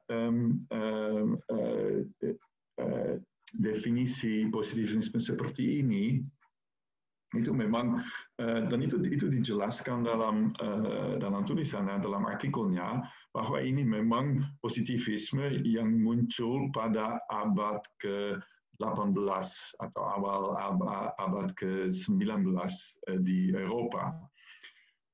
Tapi ada beberapa kadang-kadang itu memang saya merasa bahwa kadang-kadang ada pakar hukum di Indonesia yang melihat sistem positivisme ini bahwa itu tetap seperti itu, di mana-mana seharusnya seperti itu juga. Dan itu memang bikin masalah dalam prakteknya, karena itu memang kami harus cari positivisme yang lebih humanis, katakanlah. Jadi beberapa catatan. Dalam tulisan ini saya kira kadang-kadang Pak Tanjo memang membuka pintu untuk kritik bahwa beliau campurkan hukum dan ilmu sosial. Nah, itu sudah dibicarakan oleh Mirna tadi. Tapi dia bilang jadi law is society itu jadi itu yang dibilangin oleh positivis hukum, jadi law is society, bahwa ada hukum, dan hukum itu sebetulnya sama dengan masyarakat. Nah, saya kira itu memang satu istilah yang saya sendiri belum begitu ngerti kenapa Pak Tanjo bilang seperti itu, karena itu memang bukan posisi positivis. positivis bilang memang ada hukum dan setiap kejadian dalam masyarakat bisa dilihat dari perspektif hukum dan kemudian hukum itu bisa diterapkan untuk mengarah kepada akibat yang dimaksud oleh hukum. Jadi bedanya. Kemudian ada juga ide bahwa ada kecenderungan positivisme hukum menjadi represif. Itu juga menjadi satu bagian tulisan ini. Nah, menurut hemat saya itu tidak harus seperti itu. Kalau kita lihat positivisme hukum hanya adalah satu posisi dan pun di dalam legisme hukumnya ide dari awalnya sebetulnya adalah untuk menghindari penerapan kekuasaan oleh kaum Ningrat di daerah-daerah di Prancis misalnya. Dan itu hukum nasional yang justru melindungi kaum menengah, jadi warga atau bourgeois, yang jadi sebetulnya positivisme itu sebetulnya adalah satu jawaban atas penyalahgunaan kekuasaan oleh kaum atas di daerah-daerah. Jadi bedanya, jadi positivisme itu juga muncul dari pikiran revolusi Prancis. Jadi sangat beda dengan idenya bahwa itu memang dipakai oleh raja saja atau oleh kaum elit, walaupun hukum bisa digunakan oleh kaum elit untuk itu. Kemudian satu catatan mengenai posisi pakar hukum, apakah pakar hukum bisa menciptakan hukum? Nah, jadi saya kira bahwa posisi pakar hukum bahwa menciptakan hukum yang memang tidak dibicarakan dalam tulisan ini, dan saya tahu itu memang tidak disebut di dalam banyak tulisan filsafat hukum mengenai hal ini adalah ide demokrasi. Jadi apakah yang menciptakan hukum itu pertama-tama menjadi penguasa tapi caranya seharusnya demokratis. Dan di sini saya juga melihat hubungan antara hukum rakyat, hukum masyarakat dengan hukum negara. Jadi apakah demokrasi tidak berfungsi seperti semacam jalur untuk mengkodifikasi norma-norma yang hidup dalam masyarakat kalau kita ingin menggunakan istilah itu. Jadi pakar hukum itu penting sekali karena mereka yang menjadi penterjemah ide-ide normatif di dalam masyarakat dalam bentuk undang-undang, tapi juga mereka yang menerapkan. Dan itu pasti itu juga tidak, dan itu Pak Tanjo sangat sadar hukum tidak seharusnya atau tidak harus diterapkan secara legistis dengan cara logika yang mengikat. Jadi beliau sangat sadar itu. Tapi walaupun begitu dia memang meragukan apakah itu memang pakar hukum harus bisa menciptakan hukum. Dan itu kalau kita melihat apakah beliau menulis mengenai jurisprudensi sebagai sumber hukum, dia menyebut jurisprudensi sebagai sumber hukum material dan bukan formil. Nah, itu secara ilmu itu posisi yang kita bisa bela, tapi dalam praktek hukum Indonesia dan juga kalau kita lihat posisi praktis dari pakar hukum lain, saya kira itu satu posisi yang tidak membantu untuk mengakui jurisprudensi sebagai sumber hukum. Yang penting untuk memang membuka sistem hukum yang akan tertutup buat ide-ide lain kalau memang jurisprudensi tidak bisa dipakai juga sebagai sumber hukum, karena kami bisa belajar dari jurisprudensi apa solusi yang paling cocok untuk satu kasus tanpa to invent the wheel tiap kali. Jadi saya juga merasa bahwa keterbukaan sistem hukum kadang-kadang jadi kesan saya, tapi barangkali saya salah, saya tidak tahu karena saya harus mendalami lagi. Tapi kalau saya baca artikel ini, kelihatannya bahwa Patanjau memang sedikit tidak melihat keterbukaan sistem hukum tanpa memang ke sociological jurisprudence. Dalam yakni sistem hukum sudah terbuka karena ada beberapa istilah yang dipakai, misalnya tindakan melawan hukum yang sangat kalau kita melihat Lindenbaum-Cohen, jadi putusannya yang bilang bahwa itu memang juga itu termasuk hukum, di dalam hukum termasuk norma-norma yang dipakai oleh yang dipakai di dalam pergaulan masyarakat.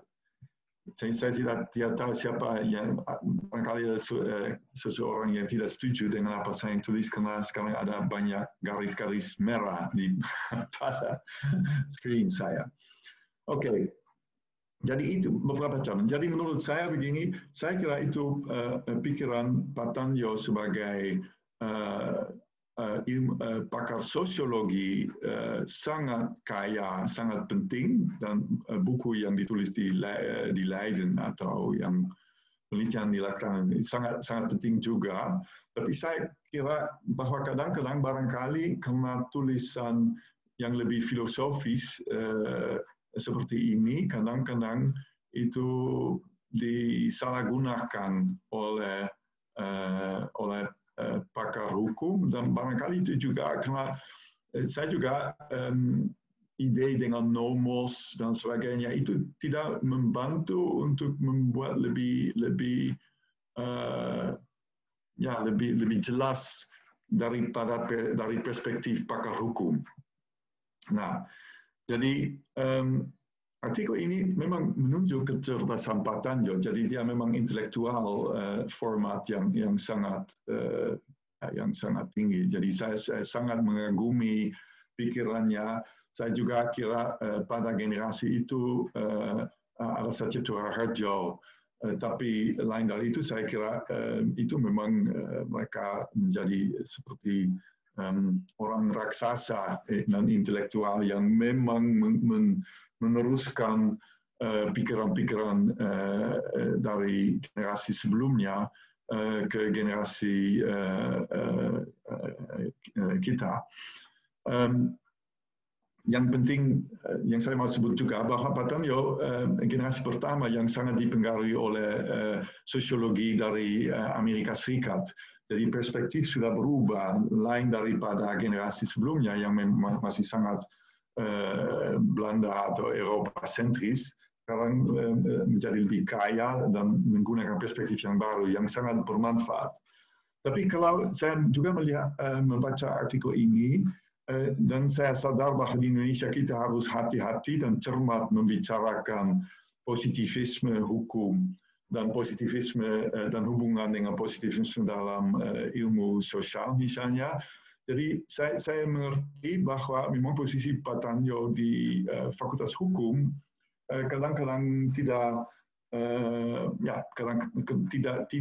diakui, tidak dihormati seperti seharusnya. Dan itu memang sayang sekali dalam fakultas sendiri pikiran-pikiran memang tidak dihargai seperti seharusnya.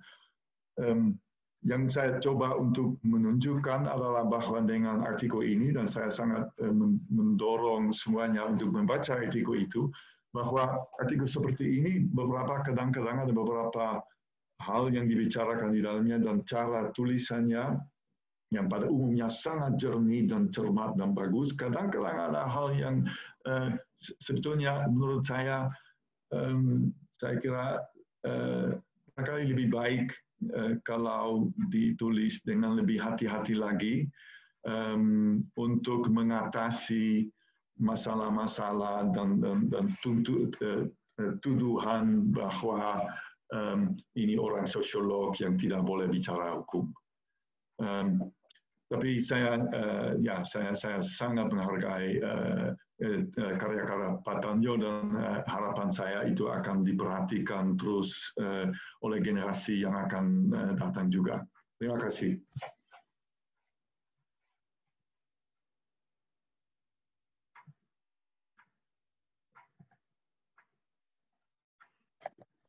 Baik, terima kasih Pak Adrian.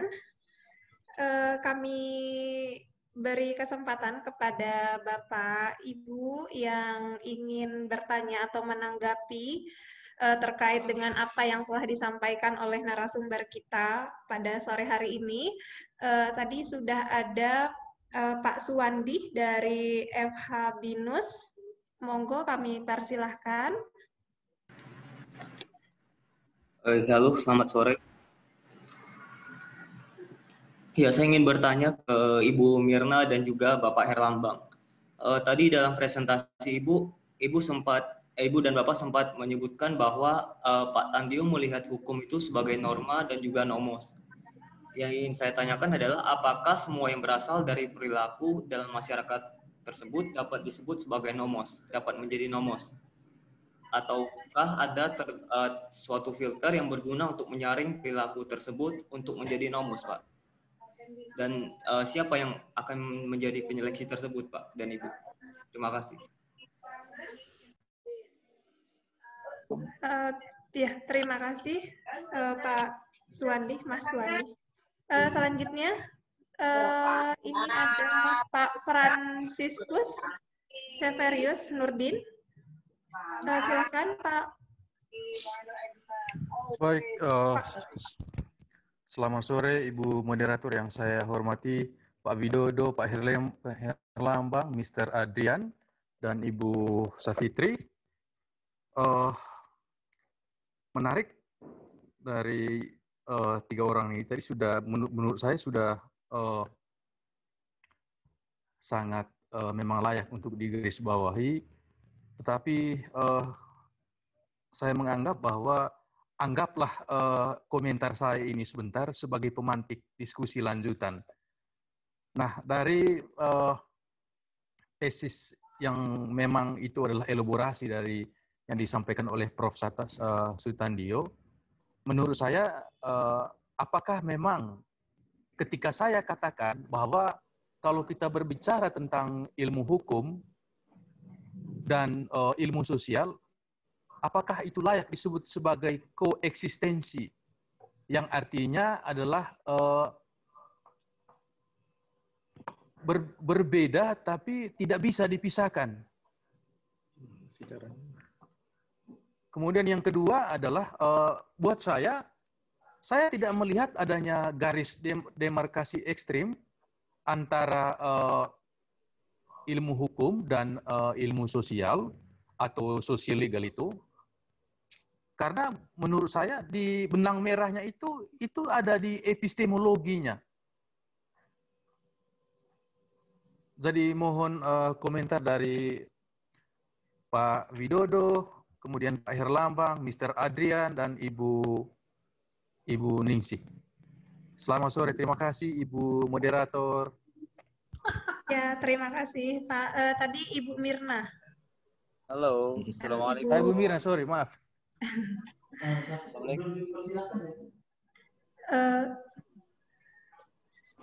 Apa suara saya jelas ya? Suaranya putus-putus soalnya. Jelas, jelas. Jelas, Pak.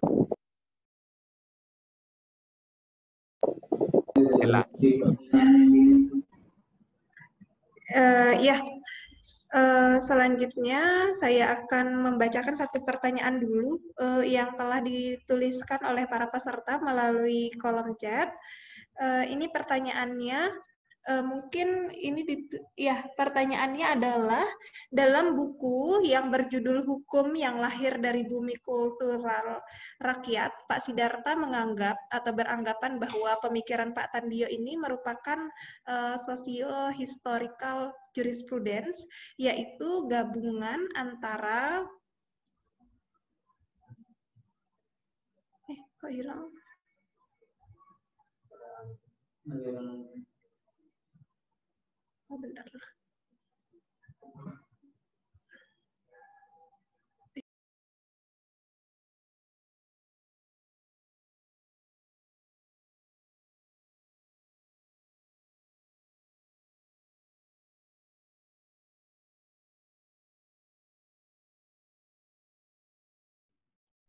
Mbak Titin, saya sudah sempat membaca tadi pertanyaannya. Oh iya, mohon maaf Bu, karena ini ternyata ada beberapa ini. Baik, kalau begitu itu pertanyaan dari Pak Muhammad. Baik, selanjutnya kami memberikan kesempatan kepada para narasumber, mungkin terlebih dahulu Ibu Mirna untuk menanggapi pertanyaan dari Bapak Suwandi, kemudian dari Pak Franciscus, dan terakhir dari Pak Muhammad yang bertanya melalui chat room.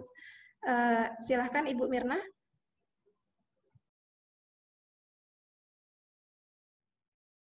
Ya, baik. Terima kasih. Sangat menarik sekali. Saya coba berikan pandangan ya, meskipun belum tentu semua bisa menjawab pertanyaan-pertanyaan yang ada. Pertama dari Pak Suwardi yang soal nomos itu ya, apakah semua perilaku itu langsung menjadi nomos dan apakah ada filter dan siapa yang memilter itu. Saya melihat kalau membaca kembali apa yang disampaikan oleh Pak Tandio di dalam beberapa karya beliau, tersirat di situ bahwa nomos itu adalah perilaku yang ajak, perilaku yang teratur. Regularity menjadi satu kunci yang penting di situ. Jadi bukan perilaku sekali perilaku itu kemudian menjadi nomos.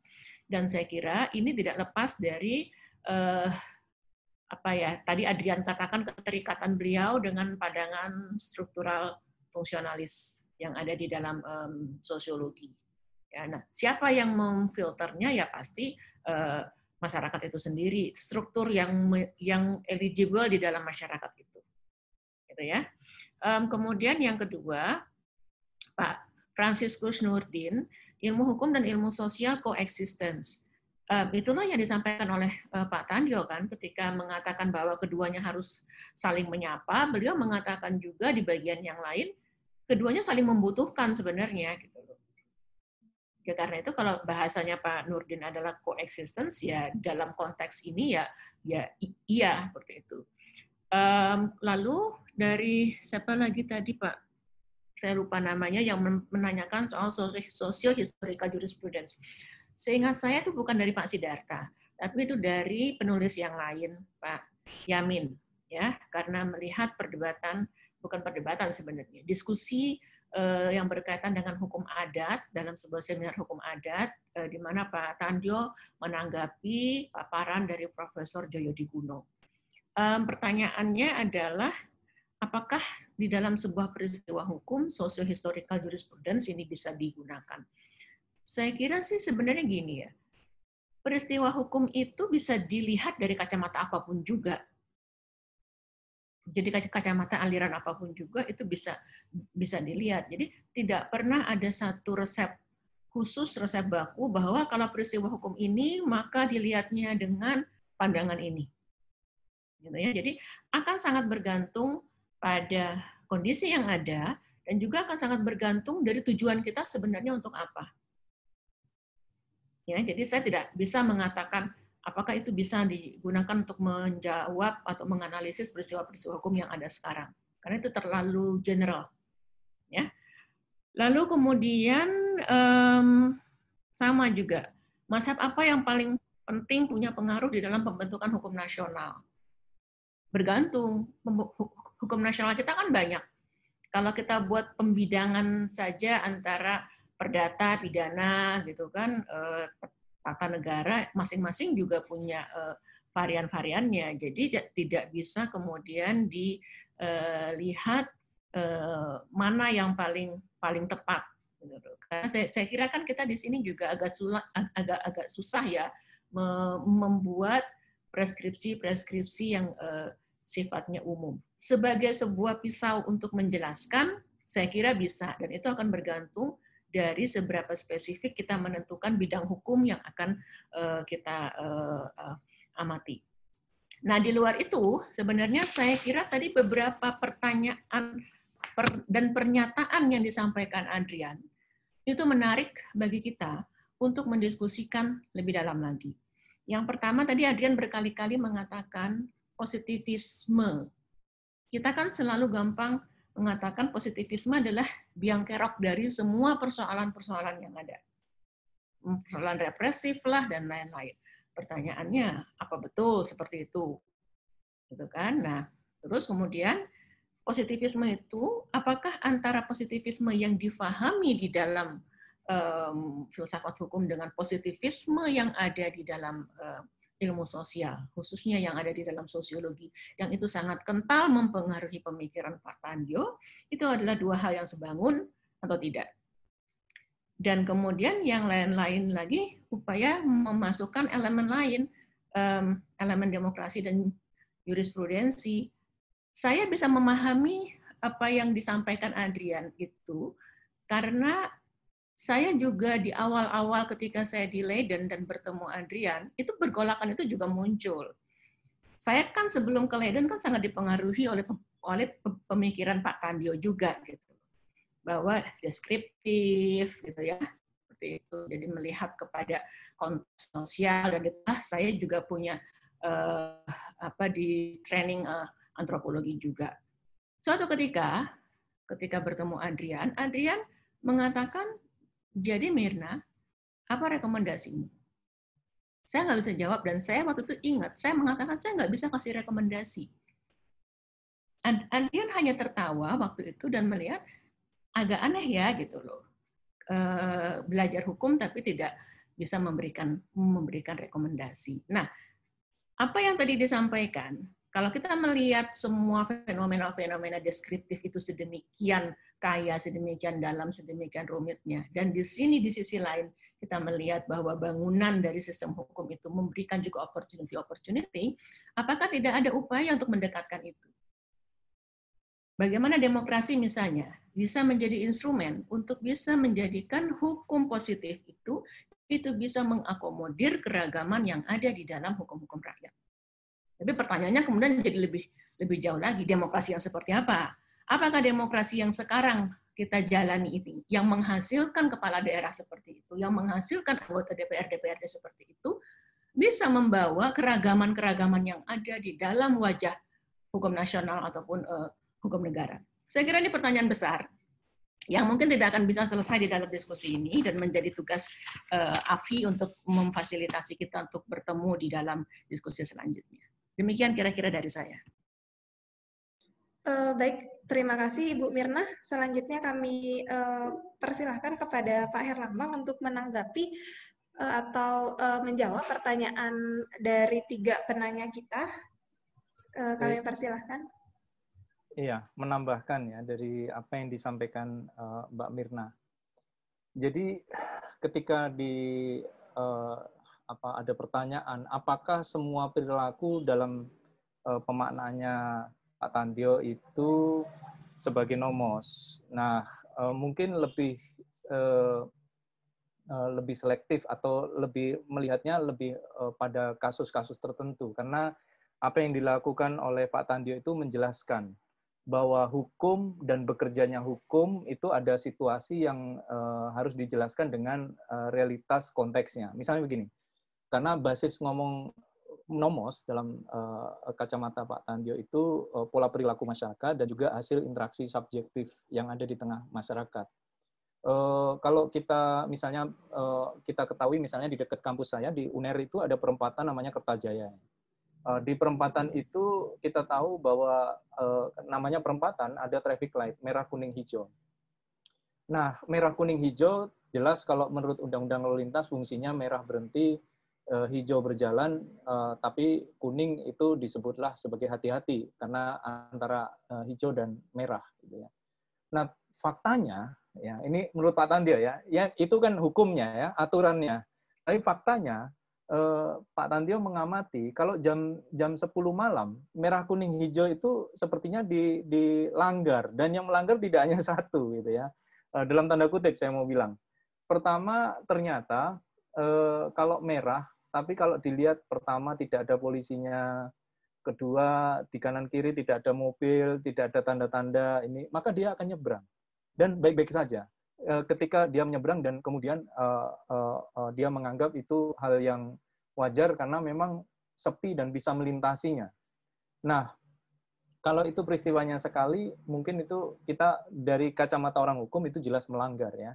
Tetapi kemudian dia menjadi hukum, seolah menjadi hukum karena lampu merah, kuning, hijau itu tidak sekedar menjadi penghambat orang berlalu lintas. Karena ini udah malam nih, kenapa saya harus melewati warna merah? Karena kalau saya merah, berhenti di situ agak lama, saya bisa dijamret orang.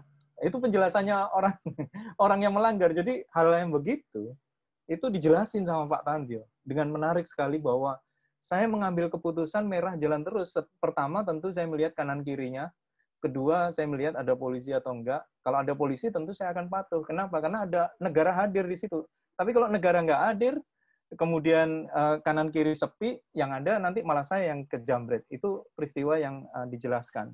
Atau hasil interaksi subjektif yang lain. Misalnya di dekat kos-kosan di kampus itu kan ada tulisan, kalau di gang-gang kecil ada tulisan ngebut benjut.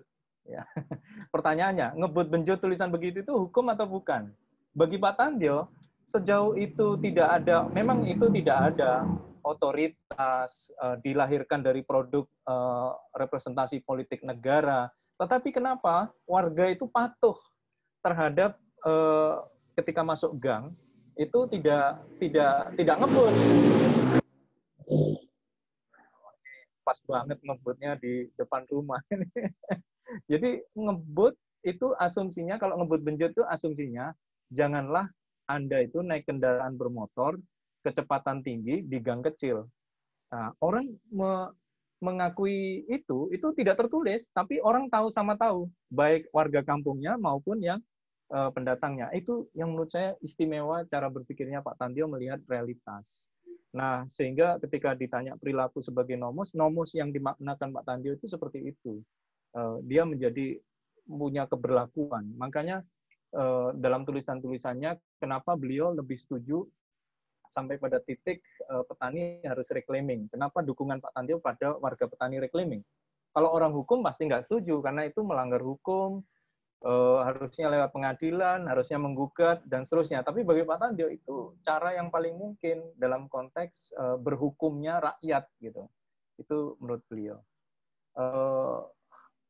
Pak Nurdin bicara soal ilmu hukum dan ilmu sosial sebagai koeksistensi, berbeda tapi nggak bisa dipisahkan.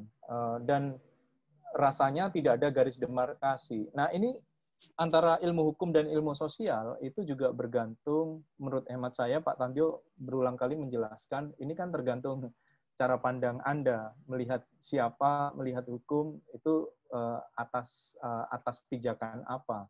Kalau kalangan positivis kan melihat yang disebut hukum ya aturan, ketentuan yang diproduksi oleh mereka yang punya otoritas, itu kata orang positivis. Tapi bagi orang yang realis tentu bukan aturan, tapi kenyataan sehari-hari yang menimpa dia, maka hukum dianggap, oh itu walaupun produksi negara, dia lawan, itu dia bilang hukum itu nggak layak. Kenapa? Karena walaupun itu produksi negara, itu bukan hukum, karena hukumnya sendiri menindas. Itu kata realis. Sehingga ketika memperbincangkan itu, maka kita harus lihat akar aliran pemikiran hukum yang bekerja di dalam pemaknaan antara hukum dan ilmu hukum dan ilmu sosial. Itu tergantung, sangat tergantung. Dan Pak Tandio menjelaskan dengan beragam aliran filsafat dengan sangat baik. Ya. Bahkan kalau dalam soal mendekati masalah misalnya, ketika ada masalah, bagaimana cara Pak Tandio mendekati masalah? Kalau mendekati masalah, dia tentu ya, Pak Tandio ini betul tadi siapa yang bilang, Pak Steny kalau nggak salah di kolom chat mengatakan dia selalu dengan humor gitu, sense of humor. Nah, pernah suatu ketika saya ngikuti kuliah beliau di Tanjung Pura di Pontianak. Di Pontianak mahasiswa disuruh menyebutkan alat potong dari yang kecil sampai yang paling besar. Nah, alat potong yang paling kecil disebutkan silet, sampai pedang, kemudian gergaji mesin, dan seterusnya. Nah, lalu dia bilang, karena konteksnya ngajar di Kalimantan ya, kalau pergi ke pedalaman Kalimantan, alat potong apa yang hendak Anda gunakan? Itu kata Pak Tandio ya, tanya kepada mahasiswanya. Tentu si mahasiswa akan menjawab, ya gergaji. Kalau diameternya gede, ya gergaji mesin. Nah, lalu beliau tanya, kalau pakai pisau cukur gitu bisa nggak? Gitu. Pasti mahasiswanya menjawab, oh tidak bisa, dan seterusnya. Lalu dia menjawab, bisa, tapi menjadi tidak efektif. Begitu juga sebaliknya, kalau mau mencukur kumis si mahasiswa, dia lihat mahasiswanya ada yang berkumis. Pakai gergaji mesin bisa nggak? Nah itu, lalu dijawab, ya nggak mungkin, sambil tertawa semua, dia bilang, bisa motong kumis itu, tetapi sangat membahayakan. Nah, bagi dia, melihat realitas itu didekati dengan alat potong itu. Alat potong apa yang tepat? Maka di situ dia mencoba pendekatan apa yang tepat untuk melihat masalah itu. Itu bisa dengan pendekatan yang sifatnya undang-undang, peraturan perundang-undangan, atau bahkan pendekatan yang bahkan sampai beyond the law di dalam melihat realitas bekerjanya hukum. Jadi itu cara pandang beliau, sehingga dia tidak merasa bahwa bukan berarti hukum itu tidak punya karakter. Ada karakter yang menurut beliau tetap dijaga sebagai elemen-elemen yang dia maksudkan sebagai produk otoritatif. Tapi otoritatif tentu tidak hanya negara, di masyarakat juga bisa otoritatif, seperti yang dihasilkan oleh komunitas masyarakat adat di dalam memaknai akses sumber daya alamnya. Dan belakangan pemikiran ini semakin kuat ya di dalam arti diakui di putusan MK, dijadikan politik kepresidenan di istana sebagai pengakuan tanah kolektif, walaupun dalam praktek masih ada masalah. Tapi sebagai cara pandang itu sudah menjadi bagian yang menjadi utuh gitu, menjadi menyeluruh, tidak lagi terparsialisasi ilmu sosial, ilmu hukum. Pertanyaan yang lain soal ya tadi sudah dijelaskan Mbak Mirna, socio-historical jurisprudence. Tentu ini adalah cara pandang beliau dalam menjelaskan sesuatu, dan tentu mungkin ini menurut Pak Yamin itu yang dominan, tetapi Pak Yamin di buku itu juga menjelaskan bahwa Pak Tandio tidak mengikuti satu aliran mazhab tertentu, karena beliau bisa melihat aliran mazhab yang lain. Itu sebabnya di awal presentasi tadi saya bilang, walaupun Pak Tandio nggak pernah menggunakan kata kritis atau kata progresif, ya, tapi sebenarnya cara berpikirnya itu bisa sangat kritikal, realisme, bisa posmo, bisa juga sangat melihat eksistensi hukum lokal sebagai varian yang menentukan di dalam bekerjanya hukum. Mungkin itu respon menambahkan apa yang disampaikan Mbak Mirna. Makasih. Terima kasih Pak Herlambang. Itu tadi penambahan dari apa yang telah disampaikan Ibu Mirna. Pak Adrian, apakah saya beri kesempatan untuk menanggapi juga atau menambahkan dari tanggapan yang telah disampaikan oleh Ibu Mirna dan Pak Herlambang? Saya silakan. Saya bisa menambahkan sedikit. Yang menarik mengenai ilmu hukum dan ilmu sosial, saya kira jangan kita lupa bahwa itu tujuan beda. Kalau tujuan hukum, ilmu hukum adalah untuk mencari penyelesaian yang cepat menurut hukum dalam satu kasus, atau untuk mengatur norma-norma dengan supaya sistem hukumnya menjadi jelas dan akan menghasilkan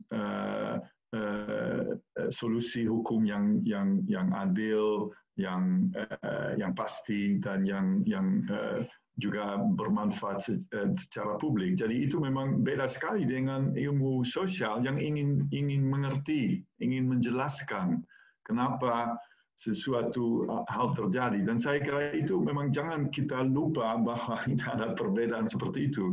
Jadi kalau kita melihat, kita membicarakan sociological jurisprudence, yang dimaksud sebetulnya adalah kita akan, itu tujuannya memang jurisprudence, jadi hukum, untuk menyelesaikan satu kasus, untuk menerapkan aturan-aturan hukum, dan pertanyaan adalah di mana kita menemukan norma hukum itu. Apakah kita menemukannya di dalam masyarakat,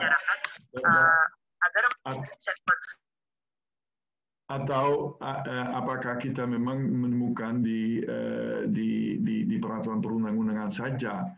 Jadi menurut saya yang penting adalah untuk membedakan tujuan-tujuan itu dan melihat bagaimana hukum bisa menggunakan insight-insight dari sosiologi secara baik. Nah, itu pertama yang saya kira itu contoh tadi mengenai pisau yang kecil dan yang besar itu sangat baik. Jadi kami memang harus melihat kalau kita ingin aturan hukum menjadi efektif, kami juga harus sadar keadaan masyarakat dan harus mengerti satu konteks sosial. Jadi saya pernah sendiri dalam orasi ini saya bicara mengenai diferensiasi hukum. Jadi kita harus bisa, jadi seharusnya hukum menjadi lebih kaya daripada cara legistis itu. Jadi kita bisa menggunakan beberapa insight dari social sciences untuk menalar, untuk menginterpretasi hukum secara efektif. Dan itu memang karena di Indonesia masih ada kecenderungan legisme di dalam penerapan hukum secara otomatis yang sangat dikritisir oleh Pak Tanyo sebetulnya. Itu masih satu balance, keseimbangan yang kita harus cari.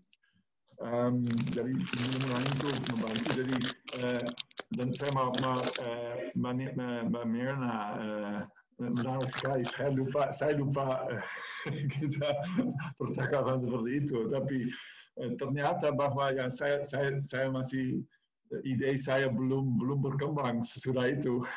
Mohon maaf. Tapi saya kira itu penting untuk mengerti situasi hukum Indonesia sekarang ini dan juga social legal studies. Saya kira itu juga ada pengaruh dari adult recht studies dulu yang sangat mempengaruhi sosiologi hukum sesudahnya, bahwa yang memang fokusnya kepada masyarakat dan tidak cukup memperhatikan negara dan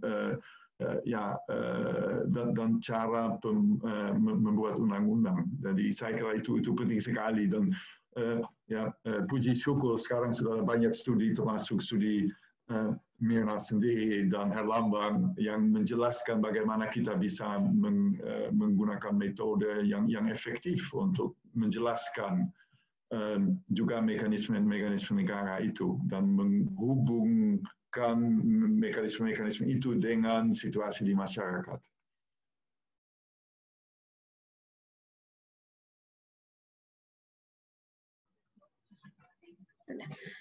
Baik, terima kasih Pak Adrian. Ini banyak sekali sebenarnya yang ingin bertanya, tapi kita hanya tersisa waktu berapa menit? 5 menit lagi. Jadi saya ingin satu lagi pertanyaan. Ini dari Ibu Nyoman Pitaloka dari Fakultas Hukum BINUS.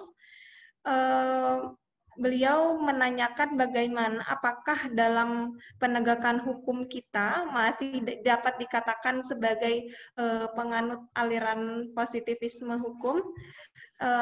Saya langsung saja saya beri kesempatan kepada Ibu Mirna dan sekaligus dapat menyampaikan statement penutup kita. Silakan Ibu Mirna. Meskipun saya tidak terlalu tertarik sebenarnya membuat generalisasi, tapi kalau mau menjawab singkat saja soal penegakan hukum, tren penegakan hukum yang ada sekarang, ya pandangan legisme itu kan menjadi sangat sering kita temukan. Itu adalah saya kira sebuah fakta yang kita banyak temukan. Nah, sebagai sebuah closing statement, saya melihat ada kecenderungan kita melakukan simplifikasi di dalam memahami baik persoalan hukum itu sendiri ataupun di dalam memahami kerangka analisis yang disediakan oleh filsafat dan teori hukum. Jadi keleluasaan dan kebebasan untuk mendiskusikan secara kritis dengan membedah secara terbuka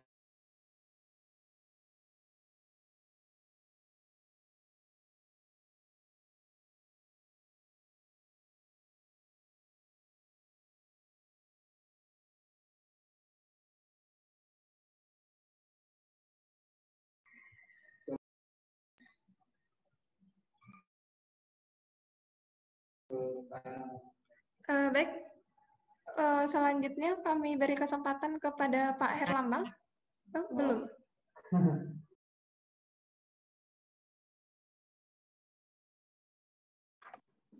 Silakan Mbak Mirna lanjut. Iya, Bu Mirna silahkan lanjutkan. Ya, terus ya. Ya, jadi singkat saja sebagai sebuah closing statement, saya melihat kecenderungan untuk simplifikasi di dalam memahami permasalahan hukum dan permasalahan kemasyarakatan, serta cara untuk menggunakan perangkat filsafat dan teori yang ada.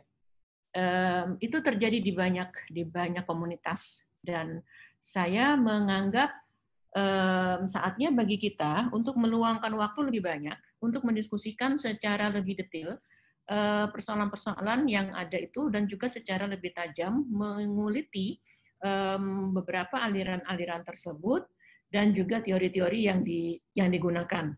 Diskusi pada hari ini yang sebenarnya menjadi ruh dari AFHI itu sendiri, itu sebaiknya memang terus dilanjutkan, sehingga kita tidak gampang melakukan simplifikasi, membuat kesimpulan-kesimpulan yang simplistis, bahwa ini semua terjadi karena positivisme hukum, ini semua terjadi karena A, karena B, karena C. Gitu. Karena realitas itu kan sangat kompleks, sangat dinamis, dan selalu ada kemungkinan-kemungkinan penjelasan-penjelasan yang lebih bervariasi. Kira-kira demikian. Terima kasih Ibu Mirna. Selanjutnya Pak Herlambang untuk menanggapi atau menambahkan sekaligus dapat memberikan pernyataan penutup. Ya, kami persilahkan. Ya, untuk pertanyaan positivisme itu ditujukan ke Pak Adrian ya, saya baca di situ. Penegak hukum apakah kecenderungannya positivisme. Jadi saya mau mengakhiri dengan catatan hal yang sangat dirindukan oleh kita semua, kehadiran Pak Tandjo itu adalah salah satunya. Dia akademisi dengan compassion atau welas asih gitu ya. Jadi dia orang yang selalu berpikir apa yang menjadikan sesuatu yang tidak adil itu menjadi muara argumen atau kritiknya. Jadi seolah-olah basis argumennya selalu berangkat dari situasi ketidakadilan yang ada. Dalam topik apapun saya melihatnya seperti itu. Jadi dengan cara pandang yang sangat kuat keberpihakan semacam itu, sehingga kelugasan di dalam menganalisis terhadap persoalan hukum dan bekerjanya hukum itu lebih bisa diterima masyarakat luas dan lebih mengena di dalam upaya semacam sumber atau muara di dalam memahami bagaimana perubahan hukum seharusnya. Jadi betul dia mungkin tidak terlampau preskriptif seperti Bu Mirna bilang, tetapi dia seperti Pak Adrian bilang itu menjelaskan yang secara tidak langsung membantu bagaimana hukum harusnya diberikan lebih tepat khususnya untuk masyarakat yang lemah. Itu dari saya, makasih. Terima kasih Pak Herlambang. Selanjutnya Pak Adrian, kami persilahkan. Kalau mengenai positivisme dan posisi penegak hukum di Indonesia. Jadi saya kira ada juga penegak hukum Indonesia yang menggunakan justru positivisme untuk menghasilkan sesuatu yang diinginkan oleh mereka, tapi kadang-kadang kalau dalam keadaan lain mereka tidak sepositifis seperti dulu. Yang paling menarik adalah kasus, memang ada kasus di pengadilan di mana kita lihat bahwa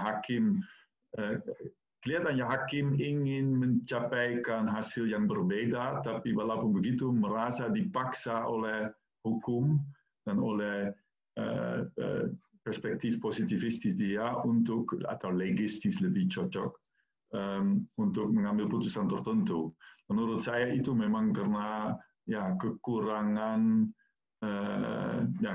kurang sumber hukum yang dipakai, kurang metode interpretasinya, dan seharusnya tidak begitu menurut saya kalau memang jelas bahwa hasilnya tidak seperti harus diinginkan. Terus sebagai closing statement, pertama-tama saya belajar banyak hari ini, itu bagus sekali. Terima kasih atas pertanyaan. Tapi saya kira penting sekali karya-karya Pak Tandio terus dipelajari. Dan saya juga ingin kita barangkali bersama-sama atau masing-masing bisa melihat apa sampai sekarang ini makna Prof. Tandio, kepentingan pikiran Pak Tandio untuk social legal studies di Indonesia sekarang ini. Apa insight-nya yang masih berlaku dan yang bisa menjadi dasar untuk bangun lebih lanjut. Jadi saya sendiri memang dapat inspirasi dari pertemuan ini untuk melanjutkannya. Sudah lama saya juga ingin untuk menganggapi mengenai buku dari hukum kolonial ke hukum nasional yang sangat menarik dan saya kira penting sekali, tapi ada juga bisa juga dikritisir di beberapa hal. Dan sayang sekali Pak Tandio tidak ada lagi untuk diskusi. Tapi semoga kita meneruskan pikiran-pikiran beliau dalam karya kita sendiri. Terima kasih. Terima kasih Pak Adrian. Kami dari panitia juga mengucapkan terima kasih banyak kepada para peserta yang telah bertanya tadi, banyak sekali. Tapi kita mohon maaf tidak bisa mengakomodir semua pertanyaan.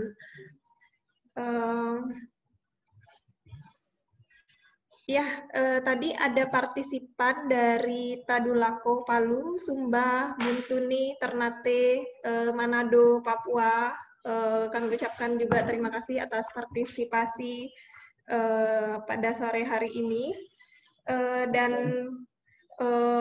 Pada sore hari ini kita telah membahas atau membongkar pemikiran dari Pak Tandio dari berbagai aspek. Yang pertama terkait dengan pemikiran Pak Tandio dalam tentang hukum, metode, dan filsafat. Kemudian bagaimana pemikiran Pak Tandio dalam soal ketatanegaraan, dan terakhir bagaimana pemikiran Pak Tandio melihat positivisme hukum. Baik, Bapak, Ibu, Pak Tandio akan terus dikenang. Pemikiran-pemikiran beliau tentu saja akan tetap hidup di tengah-tengah kita.